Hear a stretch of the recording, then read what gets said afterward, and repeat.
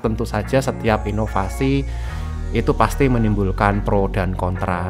Disamakan dengan batu ponari misalnya, seperti itu. Jadi kita berusaha untuk ya udahlah kita maklumin, dan itu kita jadikan sebagai pelecut semangat bahwa kita bekerja sesuai kaidah ilmiah. Kita peneliti, kita tidak kita tetap berjalan sesuai dengan etika penelitian, dan semua prosedur penelitian itu juga kami tempuh gitu kan.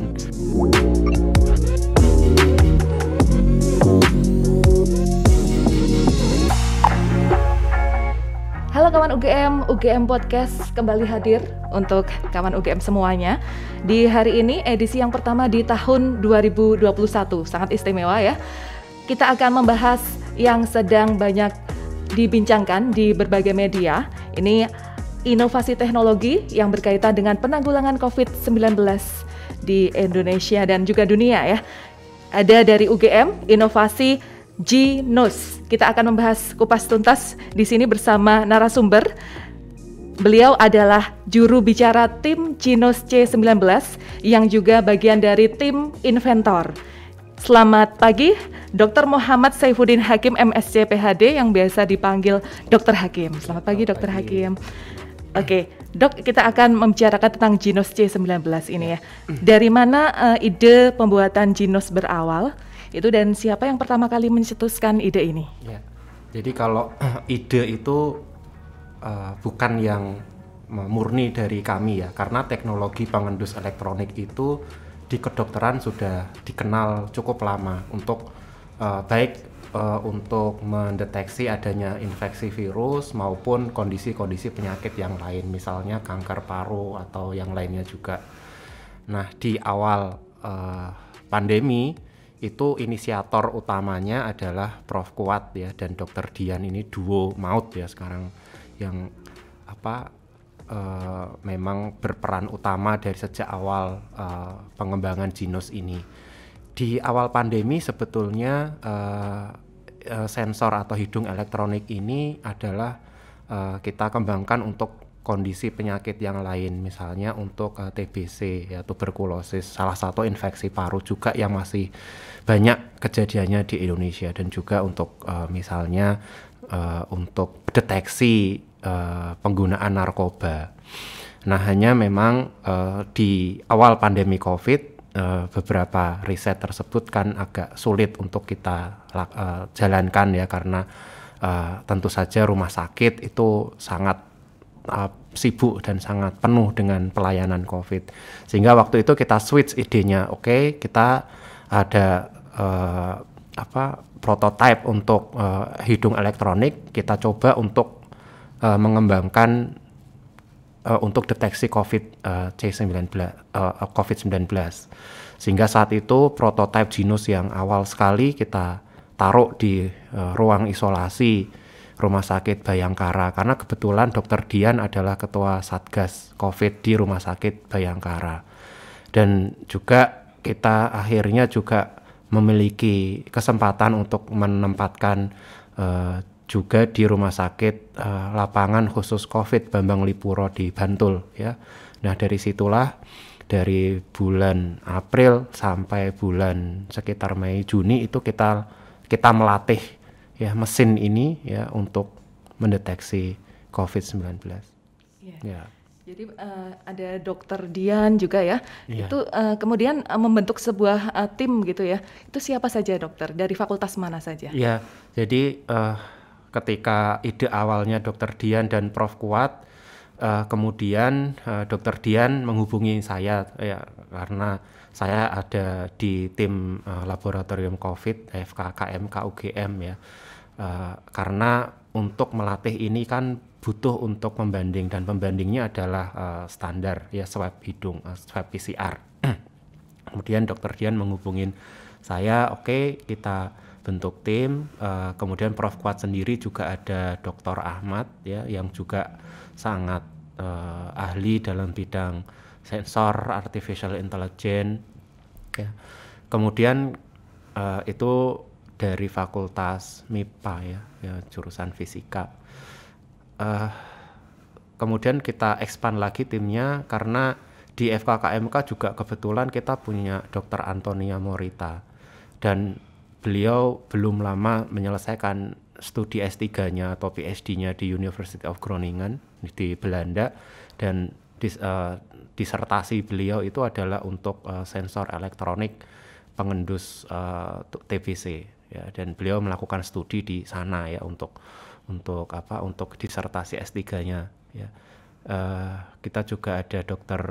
Yodi Mahendra Data juga, yang beliau juga sudah lama berkecimpung di bidang public health, kesehatan masyarakat. Jadi itu core inti tim kami ya, dari MIPA, fisika dan kedokteran. Iya, jadi punya fungsi masing-masing dari tim tersebut ya. Kemudian untuk ini alatnya Genus C19 ini teknologi seperti apa yang digunakan? Ya, jadi ini secara awamnya kita bahasakan hidung elektronik ya. Jadi meniru bagaimana hidung kita itu bisa membedakan antara yang paling mudah bau teh dan bau kopi. Ya, jadi ada perangkat hidung yang ini untuk menerima atau sensor baunya. Kemudian ketika itu diproses di otak ya. Sehingga meskipun kita katakanlah memejamkan mata, kita ditaruh di depan hidung kita ini teh, itu kita bisa ngomong, oh ini bau teh atau bau yang lain yang kita kenal ya. Nah, teknologi Genus ini kurang lebih seperti itu. Jadi penyakit-penyakit tertentu, terutama dalam hal ini yang kita teliti adalah COVID-19, itu akan menghasilkan senyawa-senyawa metabolit yang mudah untuk menguap, atau dalam bahasa medisnya itu adalah VOC, Volatile Organic Compound. Nah, inilah yang khas untuk setiap kondisi penyakit ya, dan VOC ini nanti akan dideteksi oleh hidung di mesin Genus ya. Itu adalah sensor yang kita pasang di dalam mesin Genus C19. Nah, setelah dideteksi kan harus diproses, ini bau apa. Nah, itulah yang diperankan oleh sistem AI-nya, Artificial Intelligence-nya, untuk bisa membedakan oh ini COVID, oh ini bukan COVID. Seperti itu kurang lebih cara kerja sederhana dari Genus C19.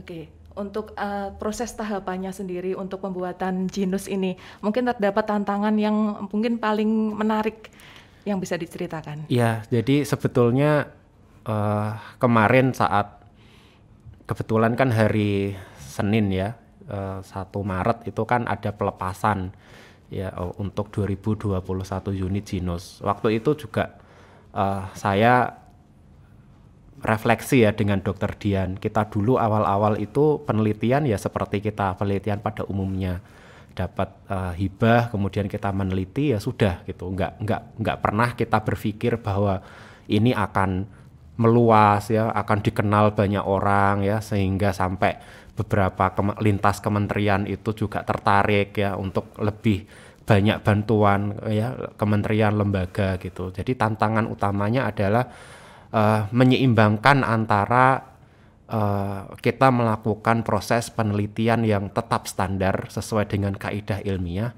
tetapi di sisi lain juga kita dikejar oleh waktu. Nah, itu yang tantangan terbesar kami tim peneliti. Dan juga ketika penelitian Genus ini mulai dikenal, kemudian mendapatkan expose, itu juga adalah tantangan berikutnya, karena tentu saja setiap inovasi itu pasti menimbulkan pro dan kontra ya. Ada yang mendukung atau kontra, bisa dalam makna positif, artinya memberikan kritik yang membangun ya, atau ada juga yang komentarnya negatif sekali, yang pedas atau gimana. Nah, itu gimana kita bisa menyeimbangkan itu semua. Kalau kami dari tim peneliti sebetulnya di awal itu ya kita pengen meneliti ini dengan tenang gitu ya, seperti kita melakukan penelitian yang lain lah, tidak terlalu banyak terekspos gitu. Baru ketika kita memang yakin bahwasannya apa yang kita hasilkan ini adalah bisa dipertanggungjawabkan sesuai kaidah ilmiah, baru kita luncurkan atau kita baru kenalkan ke masyarakat. Sebetulnya keinginan kami seperti itu. Baik. Ya. Terdapat komentar mungkin yang tadi pedas gitu ya. Untuk menghadapi seperti itu bagaimana untuk tim Genus? Ya, kalau kami selalu mengambil berusaha untuk memaklumi saja gitu ya, karena misalnya yang sering dikritik atau yang sering diserang itu adalah ini mana publikasi ilmiahnya gitu, yang tim Genus kok asal klaim gitu ya, ini klaim akurasi sekian persen gitu. Ini kan nggak yang paling pedes mungkin ini nggak jauh beda sama termogan gitu kan ya, padahal ya itu salah satu yang agak membuat atau misalnya disamakan dengan batu ponari misalnya seperti itu. Jadi kita berusaha untuk ya udahlah kita maklumin, dan itu kita jadikan sebagai pelecut semangat bahwa kita bekerja sesuai kaidah ilmiah, kita peneliti, kita kita tetap berjalan sesuai dengan etika penelitian, dan semua prosedur penelitian itu juga kami tempuh gitu kan. Mulai dari uji validasi, profiling, kita juga meminta izin kepada komite etik ya. Kemudian ketika uji diagnostik yang melibatkan multisenter rumah sakit itu juga kita bekerja siang dan malam untuk mendapatkan izin penelitian. Kemudian kita melatih semua site penelitian di rumah sakit untuk bisa melaksanakan ini ya. Kemudian sesuai dengan standar penelitian GCP ya, Good Clinical Practice ya, tetap berpedoman pada cara uji klinis yang baik gitu ya. Jadi selama kita yakin bahwa kita telah berjalan di koridor ilmiah dan hasilnya pun seperti ini apa adanya, ya sudah kita sampaikan. Adapun publikasi itu memang sesuatu yang kita siapkan, karena memang kita mengejar paten terlebih dahulu, karena ini kan tuntutannya banyak sekali ya. Di satu sisi kita dikejar paten, di dunia ilmiah kita dikejar untuk publikasi, di kementerian lembaga kita diminta untuk segera mengurus izin edar ya, kemudian di lembaga yang lain minta untuk kalibrasi alat. Ini kan sesuatu yang harus kita kerjakan dalam waktu yang singkat sekali. Dari bulan September kita mulai menyiapkan ya, awal atau pertengahan September, dan semuanya kita berusaha selesaikan sampai Desember, sampai kita mendapatkan izin edar Desember. Jadi itu tantangannya yang paling kita rasakan. Oke, Dok, membicarakan Genus yang sekarang sudah dipercaya masyarakat untuk mendeteksi atau screening COVID-19 ini, tentunya untuk mendapatkan izin edar itu terdapat pihak-pihak yang mendukung. Itu dari mana saja, Dok?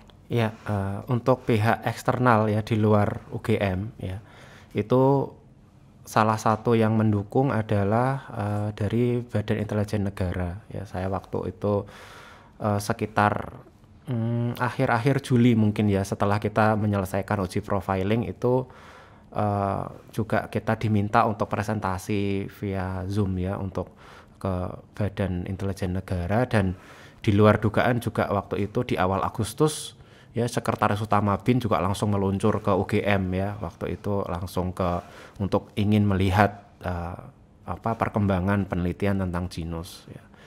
Dan kurang lebih sebulan kemudian, awal September itu kita juga diundang ke markas Badan Intelijen Negara di Jakarta ya, untuk kerjasama dan juga mendapatkan bantuan pendanaan. Nah, dari sejak itulah kemudian dari kementerian lembaga itu juga mulai memberikan dukungan ya, misalnya Kementerian Ristek dan Badan Riset Inovasi Nasional melalui saat itu ya Ketua Inovasi COVID Prof. Ali Gufron, yang beliau juga Dekan FKKMK periode yang sebelumnya, juga banyak memberikan dukungan dari LPDP ya, dan tentunya dari Kementerian Kesehatan sendiri, karena tentunya untuk mengurus izin edar juga kita banyak mendapatkan saran, masukan dari para ahli yang ada di Kementerian Kesehatan, yang ditunjuk untuk menjadi reviewer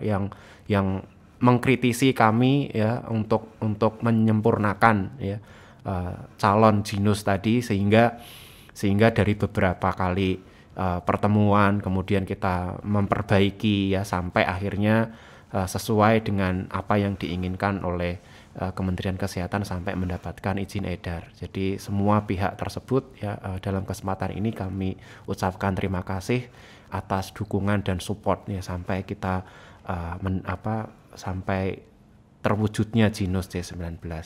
Untuk update Jinos saat ini untuk produksinya bagaimana atau distribusinya juga bagaimana, Dok? Ya, jadi untuk distribusi kita sudah memiliki beberapa distributor resmi ya yang memang mendistribusikan Jinos C19. Untuk kapasitas produksi yang saya tanyakan ke tim itu pada saat ini kapasitas produksi kita adalah sekitar 3.000 unit untuk per bulan. Dan memang ini sesuatu yang kami mohon maklum kepada masyarakat ya, berbagai institusi dan lembaga perusahaan yang sudah memesan Jinos dengan sangat antusias ya, dan masih harus menunggu dalam waktu yang tidak singkat sebetulnya, karena sejak pemesanan terkonfirmasi saya tanyakan juga berapa lama nih, karena saya juga banyak ditanya gitu, saya udah konfirmasi pemesanan berapa lama, itu kita mungkin masih menunggu sekitar 6-8 minggu sampai unit itu diterima ya. Semoga ini nanti bisa lebih cepat ya, kita harapannya juga seperti itu. Baik. Jadi semakin banyak yang masyarakat percaya dengan Jinos C19 ya, Dok ya. Ini untuk mengejar produksinya juga semakin istilahnya untuk di pabriknya sendiri juga semakin mengajak kerjasama dengan perusahaan-perusahaan yang memproduksi ya, Dok? Karena kan kita memiliki konsorsium ya untuk Jinos C19 itu ada sekitar 5 berapa perusahaan ya. Tapi untuk ekspansi mengajak yang di luar konsorsium untuk ikut bersama mengerjakan sehingga untuk peningkatan produksi. Nah ini yang perlu kita diskusikan lebih lanjut ya. Saya belum menanyakan ke tim produksi apakah ada rencana semacam ini sehingga kita bisa meningkatkan kapasitas. Ya. Baik, untuk kawan UGM semuanya, untuk Jinos sendiri, ini untuk masyarakat umum bagaimana, Dok? Untuk pembeliannya begitu? Ya, jadi kalau sekarang ini untuk pembelian itu kita hanya mengutamakan institusi atau lembaga, bukan perorangan. Bukan perorangan. Ya, karena kalau perorangan kita belum sampai ke sana ya. Baik. Karena kita di awal kami mengembangkan Jinos itu adalah untuk untuk membantu meningkatkan kapasitas tracing untuk COVID-19. Jadi lebih pada upaya pemulihan kesehatan ya, sehingga untuk saat ini juga kami mengutamakan dulu sektor-sektor kesehatan ya untuk pemesanan dan juga yang lainnya. Ya. Baik, semoga semakin banyak masyarakat yang ini menggunakan Jinos dan terbantu ya, Dok ya, untuk tidak hanya di Indonesia tapi juga di masyarakat internasional. Oke, untuk harapan ke depan Jinos C19 ini bagaimana, Dok? Harapan kami adalah ketika kami mengembangkan Jinos C19 ini, kami berharap bahwa Jinos C19 ini bisa menjadi salah satu pilihan untuk meningkatkan kapasitas tracing dan screening untuk COVID C19. Dan memang idealisme kami sebagai tim peneliti adalah kita menghadirkan suatu alat deteksi yang murah, yang cepat hasilnya untuk diketahui, kemudian tidak sakit. Ya, karena banyak sekali keluhan ya di masyarakat, saya bolak-balik dicolok hidung sampai nangis seperti itu ya, dan tanpa mengorbankan akurasi. Jadi itu yang harus dicatat atau digarisbawahi, bahwa keunggulan tadi itu tidak mengorbankan akurasi. Jadi kami tetap komitmen ya untuk menjaga akurasi Jinos C19 ini sehingga bisa menjadi alat screening yang bisa diandalkan di masyarakat di masa pandemi COVID-19. Baik, harapannya tentunya menjadi andalan ya Jinos C19 di masyarakat di Indonesia maupun di dunia. Baik. Terima kasih Dr. Hakim atas kehadirannya dan juga informasinya yang sangat banyak mengenai Jinos C19 dan selamat melanjutkan aktivitas ya, Dok ya. Semoga sehat selalu. Ya, amin. Demikianlah UGM Podcast edisi hari ini dan jangan lupa saksikan UGM Podcast edisi selanjutnya. Assalamualaikum warahmatullahi wabarakatuh. Waalaikumsalam.